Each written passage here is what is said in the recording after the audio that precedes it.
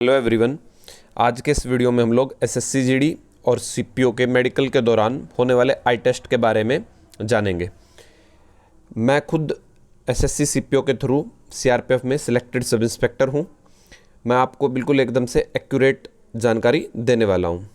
भाई आप लोगों के मन में क्वेरी रहती है कि 6/6 क्या होता है, 6/69 क्या होता है। इन सब चीज़ों के बारे में मैं बिल्कुल क्लियरली आपको बताने वाला हूँ। ठीक है, चलिए फिर शुरुआत करते हैं। सबसे पहले देखिएगा भाई, जो भी आपके नॉन गैजेटेड ऑफिसर होते हैं, मतलब ये समझिए कि आप पैरामिलिट्रीज़ के अंदर या तो कांस्टेबल रिक्रूट होते हैं या हेड कांस्टेबल या फिर डायरेक्ट सब इंस्पेक्टर रिक्रूट होते हैं, या फिर भाई यूपीएससी के थ्रू आप लोग डायरेक्ट असिस्टेंट कमांडेंट वगैरह वो सब गैजेटेड ऑफिसर्स होते हैं आपके। तो नॉन गैजेटेड जो ऑफिसर्स होते हैं जैसे सब इंस्पेक्टर है, ठीक है, असिस्टेंट सब इंस्पेक्टर के रैंक्स हैं, कांस्टेबल है, ये सब, इनका जो मेडिकल का क्राइटेरिया जो रहता है आइज़ के लिए वो मैं बात कर लेता हूँ यहाँ पे। सबसे पहले हम लोग जान लेते हैं, देखो इसमें दो तरह का रहता है। एक तो नियर विजन का, एक तो हमारा भाई नियर विजन का रहता है, और सेकंड हमारा रहता है भाई डिस्टेंट विजन का। ठीक है, दो तरीक़ों का रहता है। तो सबसे पहले हम लोग डिस्टेंट विजन की बात कर लेते हैं, दूर का भाई। ठीक है, दूर के बारे में। तो हमारी जो आंखें हैं भाई, दूर के केस में 6/6 होनी चाहिए, 6/6 होनी चाहिए। 6/9 अलाउड नहीं होता है, 6/9 अलाउड नहीं होता है भाई। ठीक है, ये 6/6 क्या होता है पहले मैं इसके बारे में आपको अच्छे से बता देता हूँ। देखिएगा कुछ इस तरीके से भाई आपको एक चार्ट दिखाया जाता है वहाँ पे। ठीक है, जब आप मेडिकल देने जाओगे वहाँ पे एक चार्ट टाइप से लगा होता है, आप लोगों ने यूजुअली देखा होता है वो सब ने। तो जो इसमें सबसे बड़ा लेटर है, सबसे पहले वाला लेटर है ई लिखा है जैसे यहाँ पे, तो जो हमारा ये ई लिखा हुआ है ये होता है 6/60, 6/60।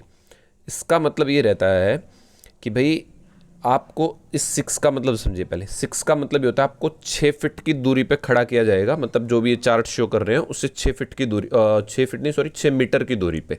ठीक है, 60 का मतलब ये है कि हम नॉर्मली उस चीज़ को 60 मीटर से देख सकते हैं। मतलब इतने बड़े लेटर को हम लोग 60 मीटर की दूरी से हम लोग यूजुअली देख सकते हैं नॉर्मली। आपको वहाँ पे 6 मीटर की दूरी से दिखाया जाएगा। इसी तरीके से 6/36 है, 6/24 है, 6/18 है, 6/9 है, 6/6 है। अब जो बच्चा 6/6 वाली लाइन को पढ़ देगा, मतलब यहाँ पे देखो ये लाइन बनी हुई है ना, इसका मतलब 6/60 है, 6/36 है, 6/18 है, 6/12 है, 6/9 है, 6/6 है।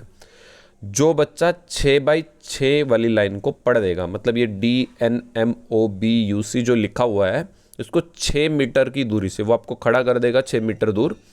अगर आप 6 मीटर की दूरी से ये वाली लाइन पढ़ पाओगे तो आप मेडिकली फिट हो, मेडिकली फिट हो। ठीक है, इससे अगर आप इसको नहीं पढ़ पा रहे हो तो भाई आपको अनफिट कर दिया जाएगा मेडिकली। ठीक है, आपको अनफिट कर दिया जाएगा। आपको भाई फिर वो रिव्यू के लिए भेजते हैं, वो एक अलग प्रोसीजर रहता है। ठीक है, और इससे अगर नीचे की भी आप पढ़ पा रहे हो 6/5 तो भाई आपकी आंखें मतलब गजब है। ठीक है, चलिए, तो आई थिंक आपको अच्छे से क्लियर हो गया होगा 6/6 क्या रहता है। तो आपको भी 6/6 ही अलाउड है, ये ध्यान रखिएगा। ठीक है, 6/6, 6/9 इसमें नहीं चलने वाला है आपका।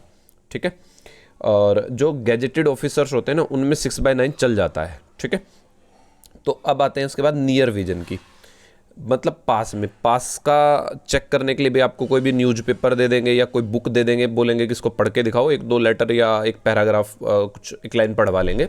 तो N/6 मतलब इसमें आपको ध्यान रखना है, एक मतलब हो जाता है, ध्यान क्या रखना मतलब हो जाता है ये लगभग बच्चों से, इसमें कहीं भी कोई दिक्कत नहीं आती है।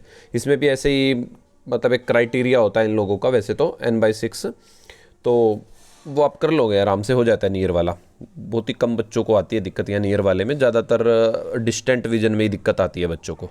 ठीक है ना, पास की चीज़ें अगर आप नहीं पढ़ पा रहे हो, अगर आपकी आंखों में दिक्कत है तो फिर यहाँ पे भी आप मेडिकली अनफिट हो जाओगे। ठीक है, चलिए नेक्स्ट हम लोग बात कर लेते हैं भाई, ये हो गया हमारी आइज़ के बारे में। अब दूसरा रहता है चश्मा भाई। जो चश्मा है वो अलाउड नहीं होता है भाई। ठीक है, वैसे मान लो किसी और कारण से आपको चश्मा लगा हुआ है हल्का फुल्का सा, मतलब भाई हल्का फुल्का सा कोई दिक्कत है, तो मतलब मेरा कहने का ये है चश्मे के बारे में कि भाई आप फिजिकल देने जा रहे हो, मेडिकल देने जा रहे हो, आपको चश्मा लगा रखा आपने, कोई दिक्कत नहीं है, कोई इश्यू ही नहीं है। जब आप आई टेस्ट करवाओगे तब आपको चश्मा अलाउड नहीं है, ये ध्यान रखिएगा। वैसे आप चश्मा लगाओ, कोई दिक्कत नहीं है उनको, बट आई टेस्ट के दौरान चश्मा अलाउड नहीं होगा, ठीक है।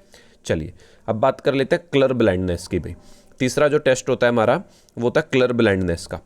कलर ब्लाइंडनेस में भाई आपका क्या रहता है, वो आपको ये ऐसे कलरफुल एक बुक होती है उनके पास, उसमें पेजेस पे अलग अलग कलर में ऐसे बना होता है, जैसे मैंने स्क्रीन पे शो कर रखा है आपको, ठीक है। तो वो आपसे पढ़वाएंगे, इनके बीच में जैसे नंबर लिखा हुआ है 7 है, 13 है, 16 है, 18 है, 12 है, 9 है। जिन बच्चों को कलर ब्लाइंडनेस होती है वो लाल, हरा और नीले रंग में डिफ्रेंशिएट नहीं कर पाते हैं, मतलब वो कलर्स में, कहने का मतलब सीधा सा ये कि डिफ्रेंशिएट नहीं कर पाते हैं, वो अच्छे से पढ़ नहीं पाएंगे। जैसे मेरे को ये दिख रहा है साफ साफ, 7 लिखा है, 13 लिखा, वो पढ़ नहीं पाएंगे, उनको पता नहीं लगेगा कि लिखा क्या है ये, तो वो अलग से पता चल जाता है। और इसका भाई कोई इलाज भी नहीं होता है। जो कलर ब्लाइंडनेस में अनफिट हो गया तो वो समझो अनफिट है लाइफ टाइम के लिए। हर कोई भी मतलब पुलिस के एग्ज़ाम में, आर्मी के एग्ज़ाम में, सब में मतलब अनफिट है वो, उसका कोई इलाज ही नहीं है।